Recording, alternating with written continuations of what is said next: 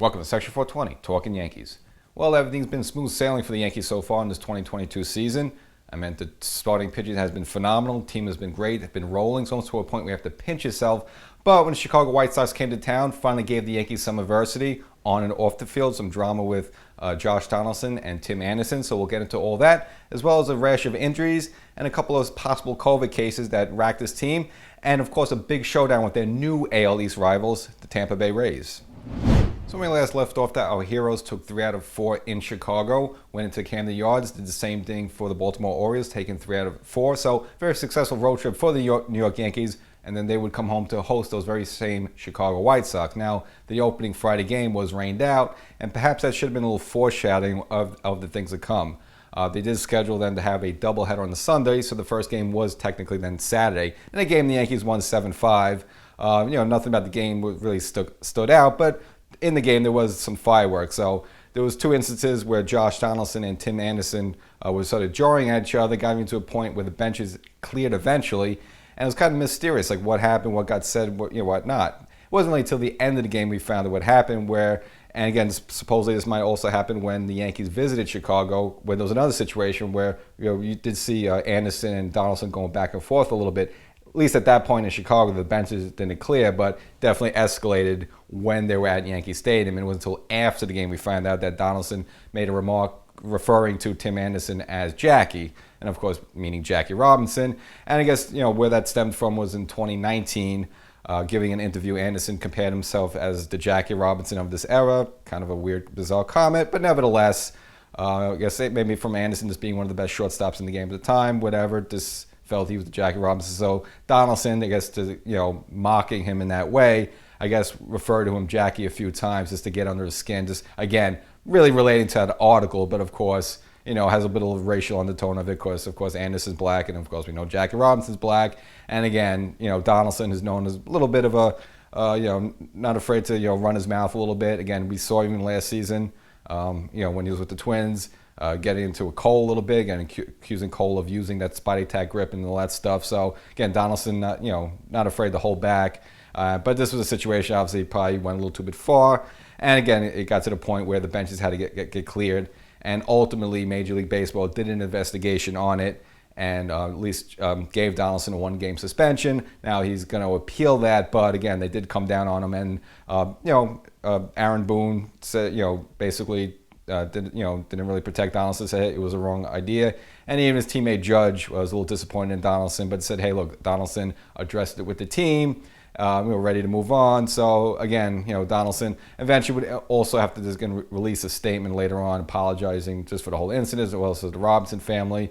So he had this little dark cloud. So yeah, the Yankee won that opening game, but again, all this like off the field drama stuff put a little dark cloud over the team like that.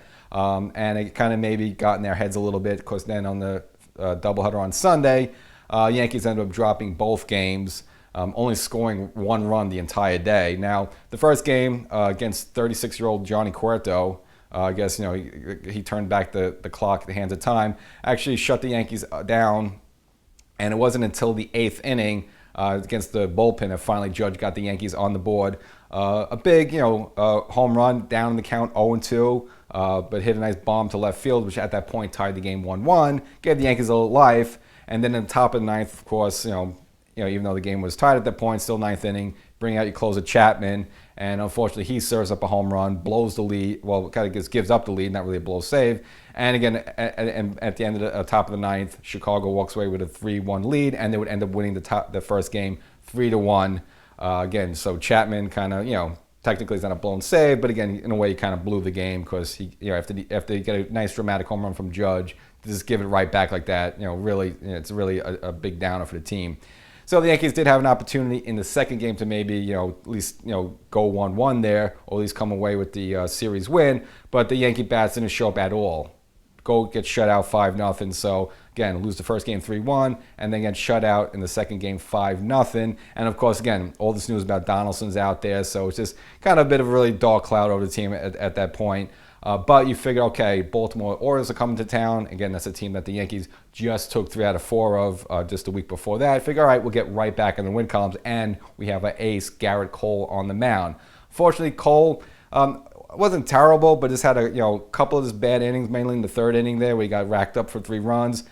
He would end up surrendering the game-winning home run in the 6th inning, and Baltimore would go on to take that first game.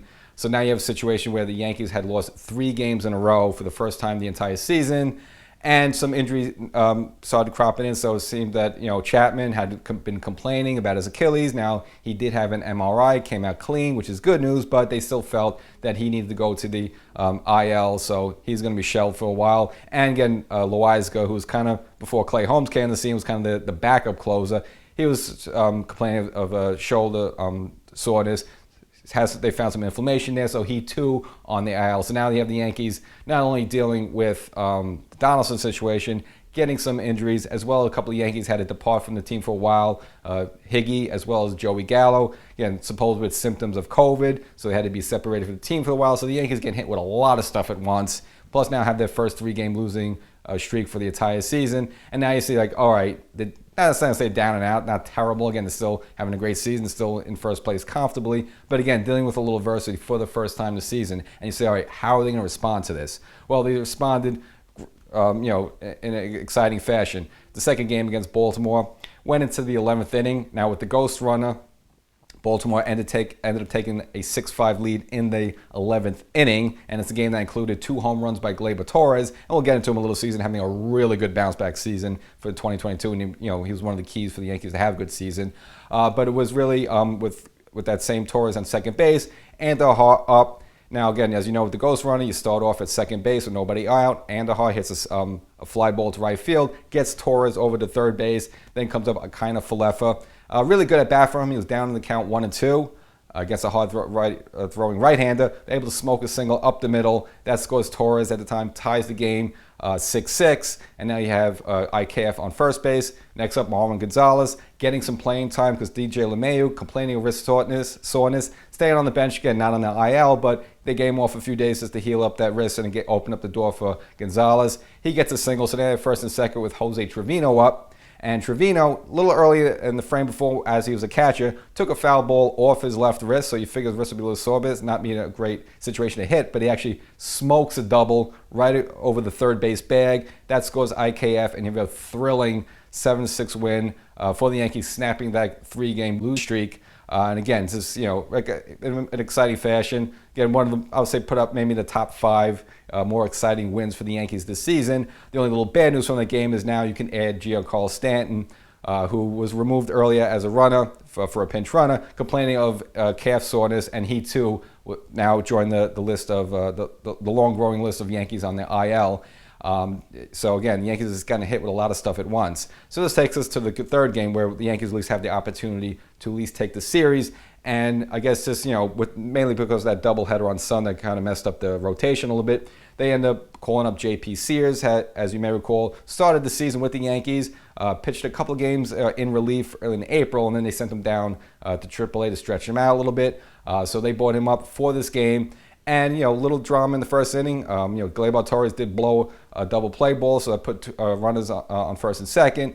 But JP was able to buckle down. You figure maybe as a rookie or something, he would get a little rattled, but no. Ended up getting a big striker, especially against Anthony Santander, who's hit a large number, a good handful of home runs against the Yankees already this season.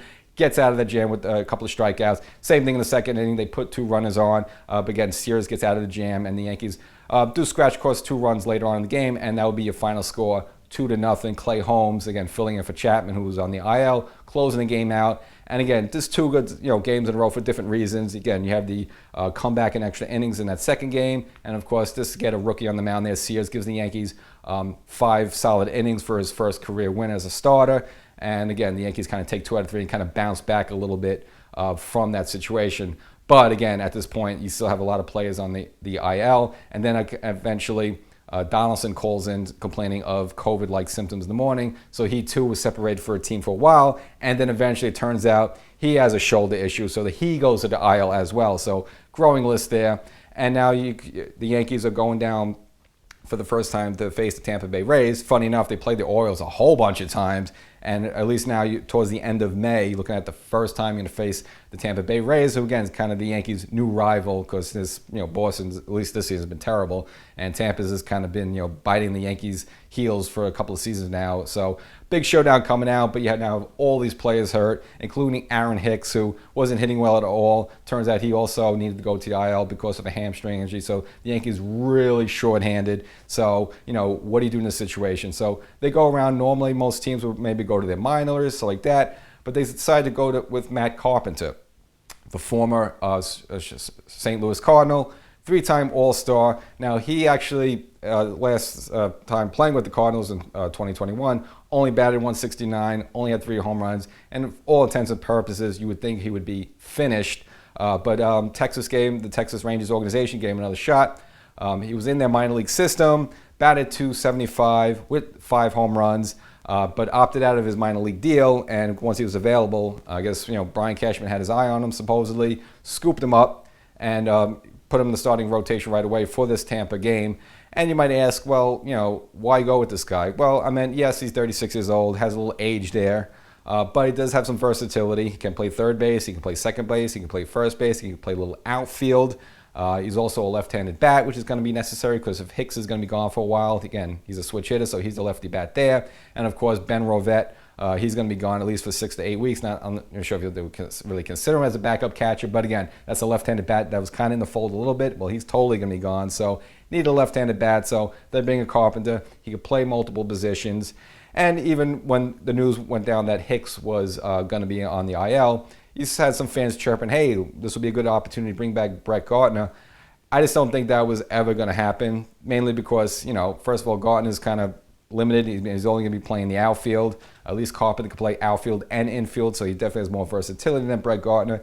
And with Carpenter, he's somebody that you could maybe just carry around for a couple of weeks. And again, maybe once everyone comes back, you could kind of designate him for assignment. You could cut him.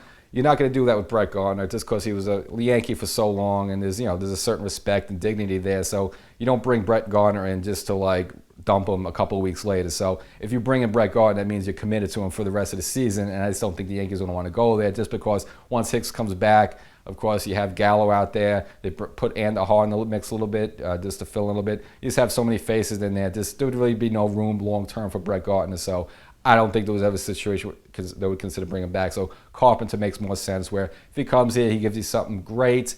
And then if you have to cut him, you don't owe him anything. In fact, you're doing him the favor because you're showcasing him. And if he does well and you cut him, hey, another team will have no problem picking him up just so as long as he can prove that he can hit major league pitching again.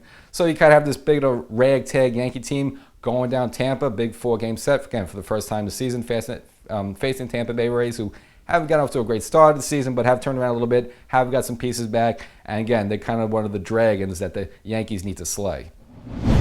So after getting back on the winning track by taking 2 out of 3 against the Baltimore Orioles at home, the Yankees finally went down to Tampa and had the big showdown against the Rays. Again, this has kind of been the Yankees' new nemesis just lately. Bounced the Yankees out a couple of seasons ago in the 60-game shortened 2020 season. And of course, last year the Yankees finished behind Tampa and had that 1-game playoff in Fenway where they would ultimately lose to the Red Sox. So again, Tampa's been like the new dragon for the Yankees to slay. So they go down there a little limped up, a little banged up, but you feel good with Nestor Cortez on the mound. And the game was scoreless into the 6th inning where the newly acquired Matt Carpenter would score on an RBI single by Aaron Judge, giving the Yankees a 1-0 lead, and the Yankees kind of tee off from there, building up a 7-0 lead. But really the highlight of the game was another brilliant performance from Nestor Cortez, going 8 innings. He did come out for the 9th, had to be yanked. Wandy Peralta cleaned the game up. Tampa would score 2 runs in the bottom of the 9th inning, but at that point the Yankees had a 7-0 lead, so technically the score there went to 7-2. One of those runs charged to Cortez, but again, never a situation where you thought the Yankees were in danger of losing that game. And again, the Yankees take the first one, game 7-2. So you have at least Matt Carpenter bringing some good luck for the Yankees. Again, they put him in the starting lineup right away, which is kind of surprising. It was just kind of seemed like an emergency situation. And again, he contributed by at least scoring that first run from Aaron Judge. Now the second game, not as high scoring, but still a good pitching performance from the Yankees. Another one. So this time it was Jameson Taillon going 8 innings. Just no walks, 5 strikeouts, and only allowing 2 Tampa Bay Rays to get on base from 2 hits, and that's it. So you might even look at it as probably his best performance as a New York Yankee. The Yankees got him on the board, home runs by Gleyber Torres, as well as the newly acquired Matt Carpenter. So, paying off dividends right again. So, again, just making Cashman look smart. But again, of course, the story was Jameson Taillon, again, probably putting in his best start so far as a New York Yankee. Relatively low pitch count. And in the 9th inning, I guess, Boone had a choice there. Decided to bring out Clay Holmes to close the game out. I think if the score was a little bigger than 2-0, Boone probably would have let Taillon go out there and have the complete game. But again, I guess since technically it's a save situation, and at that point, Taillon had a brilliant game, why put a situation where maybe he gives a bloop and a home run and then, kind of kill the whole mojo there. So let him, leave on a high note. There's 8 shutout innings and Holmes close it out, which at that point was his 23rd consecutive scoreless inning, and the Yankees then taking the first 2 games down in Tampa, and you're really feeling excited about this team again at that point on a 4-game win streak, and again kind of says like, hey, you know what, maybe we can take 3 out of 4, maybe you can sweep these guys. And the next game you felt like that could be a possibility with Garrett Cole on the mound. Look at the bounce back where kind of got roughed up a little bit against that game in Baltimore at home. Again, wasn't terrible, just kind of had a couple of bad innings, and again and obviously on the other side of the mound pitching for the Tampa was the Corey Kluber, who, of course, the Yankees had last season. And you knew this was going to happen. And, I'll get into the whole thing. The Yankees did give Cole an early lead, a sacrifice fly from Anthony Rizzo in the first inning. But from there on in, the Yankees did absolutely nothing. Could not get anything going against Corey Kluber. And, again, you knew this was going to happen. He gave the Yankees that one little moment last year of the no-hitter. But, then they had to go on the IL for quite extensive time. Came back. Really had nothing for the Yankees at that point. And, of course, when Tampa got him in the offseason, you just knew with Tampa and their great pitching and their pitching and their coaching staff and all that, Kluber would just come back and bite the Yankees in the backside. And he did exactly that. Couldn't really get anything going against him. Now, for Cole, he was rolling pretty strong for himself. Had the 1-0 lead until the 6th inning where it seemed like he got a little bit flustered. G-Man Choi ended up walking him on a full count. Now, it was a pitch that was very borderline. Probably should have been a strike. Again, early in the game, Cole blew a fastball by Choi that blew Choi's helmet off. That's how dominant Cole's stuff was. But again, ended up walking Choi in that situation, and he would end up scoring later on from a single from Randy Arozarena, tying the game at that point 1-1. So Cole, again, with a great start, 10 strikeouts, but no win to show for it. And the Yankee bullpen with Lutke and Michael King would end up surrendering the lead. Kind of a well-placed, you would say, infield single, giving Tampa a 2-1 lead, and they would end up building up a 3-1 lead, and that would be your final score, 3-1. So the Yankees, after winning the first 2 games, hitting a high water mark of 33-13, 20 games over 500, didn't drop that game. So now at least you're in a situation where it's, all right, we got Severino on for the final game. Maybe we could at least take 3 out of 4. And early on, the Yankees gave Severino lead, a home run from Gleyber Torres. But in the bottom of the 2nd inning, Severino served it right up, a home run by that aforementioned G-Man Choi, tied the game with 1-1. Now, where it really got interesting for Tampa was the 7th inning.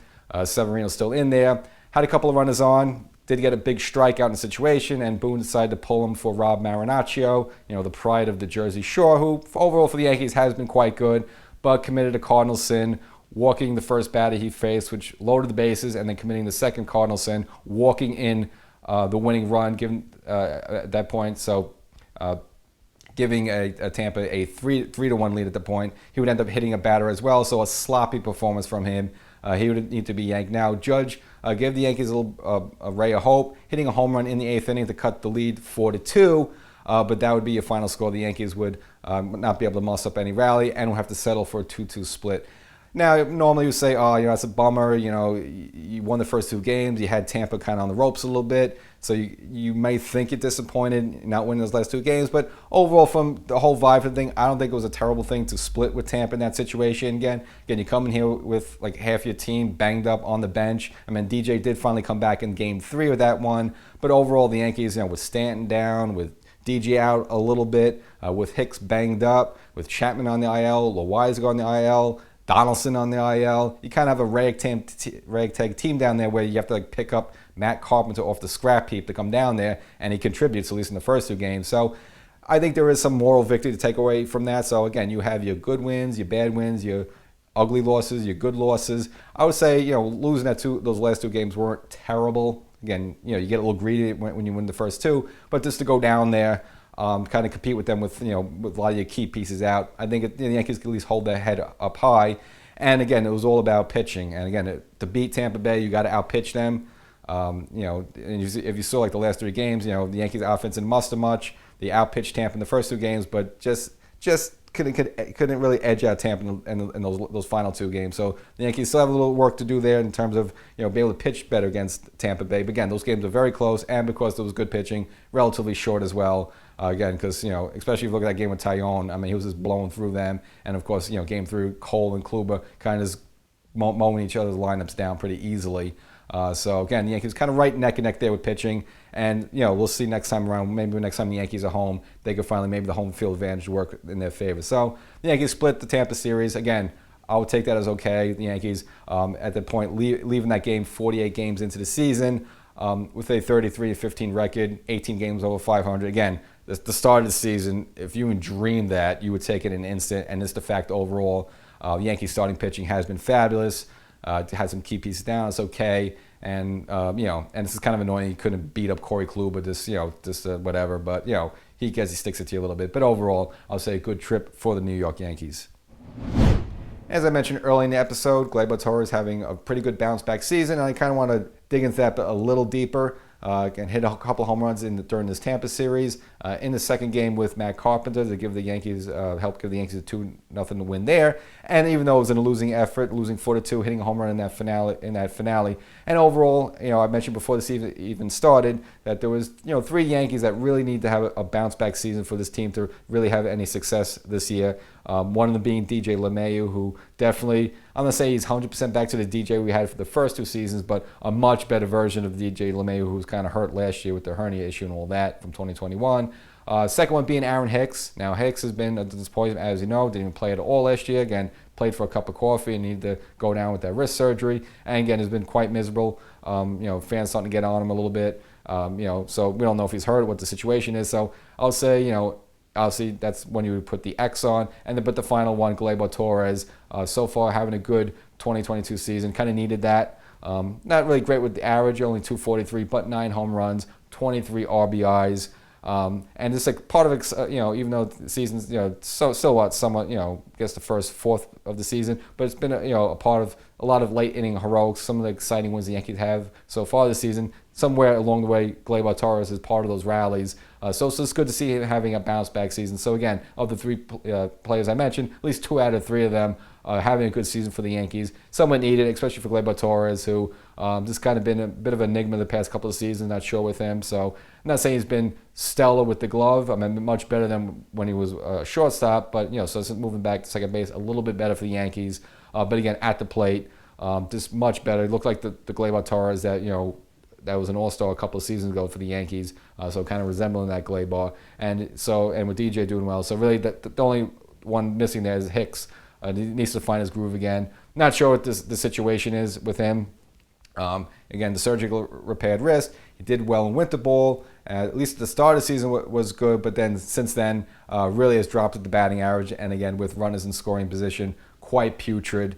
And of course, recently this needs to sit out a little bit with the hamstring. So we don't know if it was a hamstring issue. We don't know if it was a wrist issue. Did that wrist fully heal? We don't really know yet. So Hicks needs to get it together. But at least Gleyber Torres, we don't know what it is. Was it just getting a scare that this is his last chance? I don't know. Was Gary Sanchez a bad influence? We don't know. But whatever the reason is, seems like he found it in 2022. And of course, not only Hicks struggling, but we have to mention Joey Gallo, who's really been putrid. I know he was out a few games with the COVID protocol, and we knew what the story was with Gallo coming in. He was not going to have a high batting average, but really just a lot of strikeouts. I mean, he's about a $170 type hitter right now, with only about 3 home runs and like 5 RBIs. I mean, you figure, all right, at least you hit your home runs. We'll put up with the low batting average, but he's been really putrid at this point. Hasn't been able to find it. Now, Ron Bloomberg, who again was a guest on the show a couple of seasons ago, if you follow him on Facebook, he kind of looks at the situation and he kind of figures that Gallo is just being too much of a pull hitter. He needs to open up more and try to hit the left field. he also feels that maybe this Gallo, even though he seems kind of cool, maybe still can't handle the Yankee crowd a little bit. I don't really think it's that because, again, we knew what Gallo was coming in. He was about a 200 hitter, but, again, it's just been really putrid for him. And when the Yankees brought him over last season, had a couple of maybe home runs here and there, but really didn't give the Yankees much at all. Again, you do get a Gold Glove defender in left field. That's great, which, you do want good defense and good pitching, but he's got to do a little bit more as a bat. I mean, he's just too good to only have like 3 home runs like that. He's got to be much better. Again, you'll put up with the low batting average, all right, but you still need some boppers, you need some home runs, and so he needs to figure it out because, the situation is really going to get ugly. If you have 2 of your outfielders, Gallo and Hicks, just hitting 200 or less than 200, that's not a winning formula. Now, you've seen, at least with Hicks out a little bit, them putting Aaron Judge in the center field a little bit, but you don't want him out there too much. He's a big guy lumbering, and you just don't want him hurting something or pulling a hamstring. Judge is best in right field, and it's good that Stanton plays a little right field. That's okay, but ideally, you want Stanton as the DH, Judge in right, Hicks in center, and Gallo in left. But again, you need Gallo and Hicks to be hitting.